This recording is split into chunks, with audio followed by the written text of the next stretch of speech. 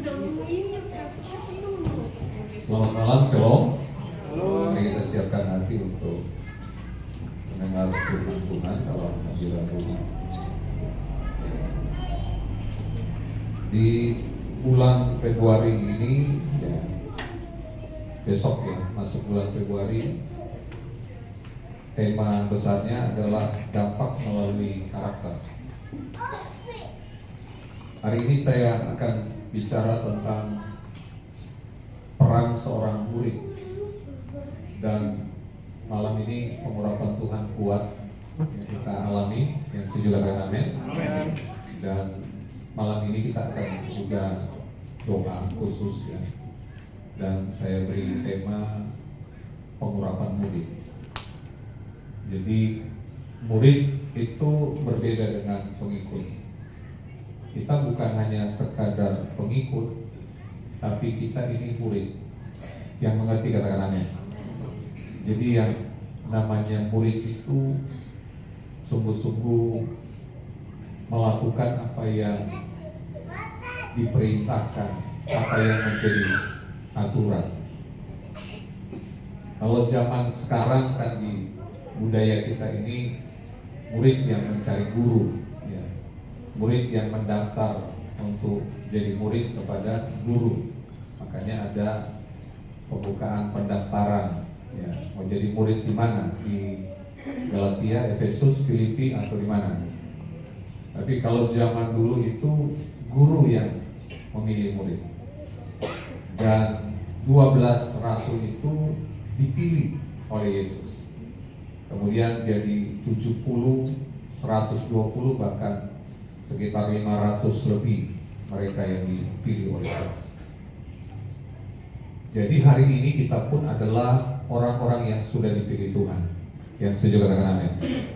Firman Tuhan berkata, bukan kamu yang memilih aku, tapi akulah yang memilih kamu. Jadi kita ada bukan kebetulan, bukan karena KTP kita Kristen, bukan karena orang tua kita memang Kristen, tapi hari ini kita harus menyadari bahwa kita adalah orang-orang yang sudah dipilih Tuhan untuk menjadi murid. Ada satu cerita yang keempat Injil menulis tentang Yesus memberi makan 5.000 orang, dan itu hanya terhitung 5.000 laki-laki, belum ditambah perempuan dan mungkin anak-anak. Di Yohanes pasal 6 ayat 1 hingga ayat yang ke-13, Injil Yohanes pasal 6 ayat yang pertama hingga ayat yang ke-13, kita akan membaca ayat ini. Saya membaca ayat ganjil, Bapak Ibu Saudara ayat genap, dan kita bergantian. Yesus memberi makan 5.000 orang. Yohanes pasal 6 ayat 1. Sesudah itu Yesus berangkat ke seberang danau Galilea, yaitu danau Tiberias. Ayat 2.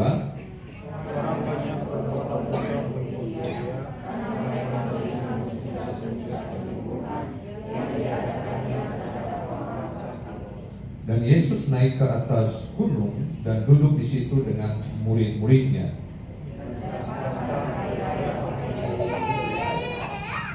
Ketika Yesus memandang sekelilingnya dan melihat bahwa orang banyak berbondong-bondong datang kepadanya, berkatalah ia kepada Filipus, di manakah kita akan membeli roti supaya mereka ini dapat makan?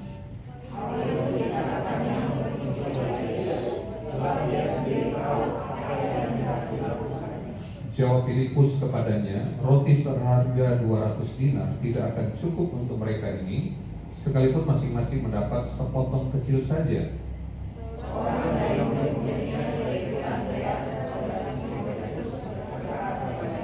Di sini ada seorang anak yang mempunyai 5 roti jelai dan 2 ikan.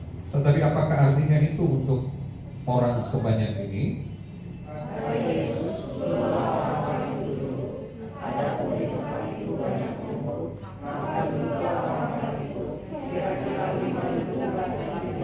Lalu Yesus mengambil roti itu, mengucap syukur dan membagi-bagikannya kepada mereka yang duduk di situ. Demikian juga dibuatnya dengan ikan-ikan itu sebanyak yang mereka kehendaki.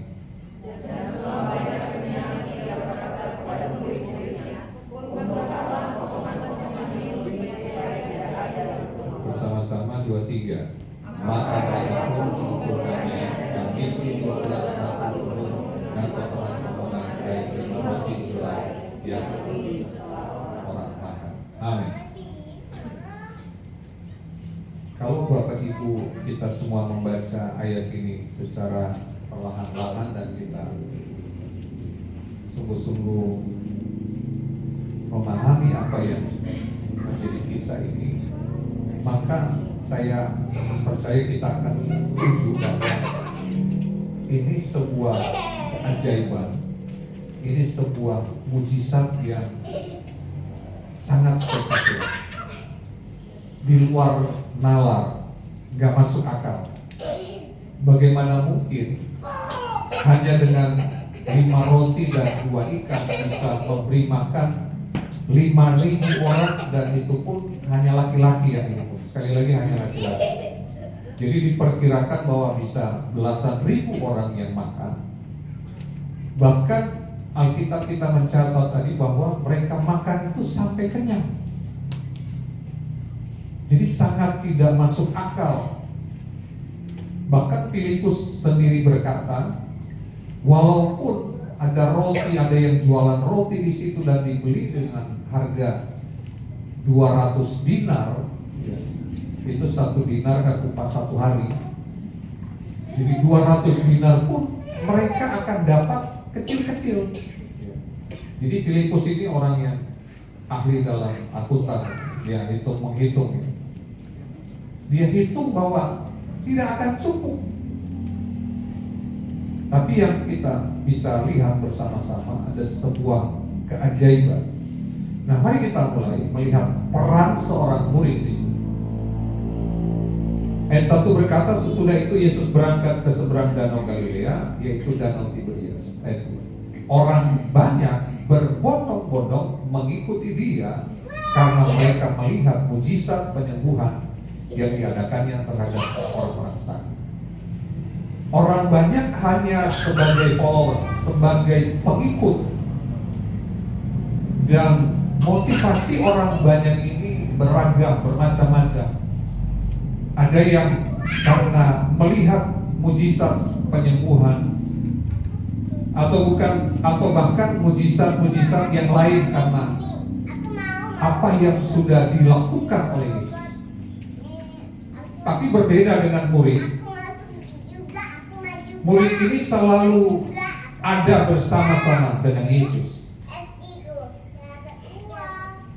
Dan hal yang pertama menjadi bagian atau peran bagi seorang murid adalah kita bukan hanya orang yang menyaksikan mujizat, kesembuhan, hal-hal yang luar biasa yang Yesus lakukan, tapi kita adalah orang-orang yang terlibat di dalamnya untuk sebuah proyek penyembuhan yang Tuhan kerjakan, untuk proyek mujizat yang Tuhan nyatakan bagi dunia ini. Yang setuju katakan amin. Jadi bukan penonton kita. Kalau follower itu, pengikut itu hanya penikmat dan penonton. Tapi kalau murid, dia termasuk pemain di dalamnya, peserta di dalamnya, yang diikut sertakan oleh Yesus sendiri sebagai orang-orang yang mengambil bagian untuk melakukan mujizat bersama-sama dengan Yesus. Jadi pastikan malam hari ini kita semua adalah orang-orang yang terlibat sebagai pelaku-pelaku mujizat Tuhan. Yang setuju katakan amin. Yang siap katakan amin. Jadi harus siap. Jangan bilang dia ya saya nggak bisa, ya orang lain saja, Pak Pendeta saja, para pengurus saja. Tidak, semua kita. Dan lihat 12 murid, 12-nya itu terlibat, bukan hanya menyaksikan tapi menjadi pelaku. Nanti kita akan lihat seterusnya. Bagian atau peran murid yang kedua adalah mereka peka untuk memandang setiap kebutuhan orang-orang di sekitar. Yesus tahu bahwa tidak mungkin memberi makan 5.000 orang dengan secara mendadak seperti itu, dadakan namanya. Nggak ada panitia yang dibentuk. Tapi dengan gesitnya Filipus bisa menghitung. Ya. Artinya Filipus sebetulnya sudah mengkalkulasi bahwa kalaupun ada warung yang buka, tidak akan cukup. Jadi ada persiapan. Tapi poinnya di sini adalah bagaimana Yesus mengajarkan menjadi murid itu harus belajar memperhatikan kebutuhan orang-orang di sekitar. Di bagian lain Yesus berkata bahwa jangan biarkan mereka pulang lapar, tapi beri mereka makan. Ini sebuah pelajaran penting bagi murid-murid yang sedang bersama-sama dengan Yesus, supaya ketika ada orang-orang di sekitar kita, kita harus belajar melihat apa yang menjadi kebutuhan mereka. Bukan hanya bicara tentang kebutuhan secara materi, bicara kebutuhan secara makanan atau finansial, tapi bicara tentang kebutuhan emosional, kebutuhan secara psikis mereka. Karena banyak orang yang secara makan tidak kekurangan, dia materi nggak kurang-kurang amat, tapi hidupnya nggak bahagia, hidupnya nggak mengalami sukacita, nggak mengalami sejahtera. Kenapa? Sebab sukacita, damai, sejahtera itu hanya ada di dalam Tuhan. Katakan amin. Nah, kita yang sudah merasakan, kita yang sudah menjadi penikmat dari sukacita Tuhan, maka kalau kita sadar kita sebagai murid, kita juga harus menjadi saluran, menjadi alat Tuhan untuk membagikan sukacita itu kepada orang-orang di sekitar kita, supaya mereka juga mengalami sukacita. Jangan biarkan mereka pulang dengan duka cita. Jangan biarkan mereka pulang dengan lapar. Jangan biarkan mereka pulang dengan kehilangan pengharapan, dan seterusnya dan seterusnya. Banyak yang sedang dialami oleh orang hari-hari ini tentang bagaimana mereka sedang mencari-cari bagaimana supaya jiwa mereka terpenuhi dengan sukacita dan damai sejahtera. Dan kita yang mengerti, yang tahu bahwa hanya di dalam Yesus kita harus memperhatikan, bahkan kita harus melakukan. Kemudian yang ketiga adalah menjadi murid, kita harus mengambil peran menyediakan apa yang kita miliki. Yesus dengan spontan berkata, apakah kalian punya bekal, punya persediaan untuk memberi makan kepada 5.000 orang ini? Itu sekali lagi nggak ada yang punya. Tapi ada satu murid, ya saya takjub sekali. Namanya siapa tadi? Dicatat? Namanya siapa? Tadi kita baca, namanya siapa murid? Gak dapat angpau ini ya, kalau nggak jawab. Andreas. Pasti yang dapat angpau nanti. Andreas, ya, dia kok bisa tahu? Bisa-bisanya Andreas tahu ada anak kecil yang bawa 5 roti 2 ikan. Saya hanya menduga-duga apakah Andreas sedang berdiri di samping anak kecil itu, ataukah memang Andreas langsung keliling, ya, bersama dengan murid-murid yang lain, bekerja bersama-sama dengan gesit sekali, dengan cepat sekali, cari siapa yang bawa bekal sini. Bisa dibayangkan dari sekian ribuan orang yang banyak pernah lihat ya, masa yang sedang berkumpul ribuan itu, kan sangat sulit untuk menemukan anak kecil yang bawa bekal 5 roti 2 ikan. Kalau yang bawanya orang gede, mungkin dia bisa mengerti, dia angkat-angkat, oh di sini ada 5 roti, gampang kelihatannya. Ini anak kecil, dia mau angkat pun terhalang. Tapi bukan kebetulan Andreas bisa ketemu dengan anak ini. Sekali lagi saya kagum sekali tentang cerita ini, bagaimana rancangan Tuhan mengatur semuanya sehingga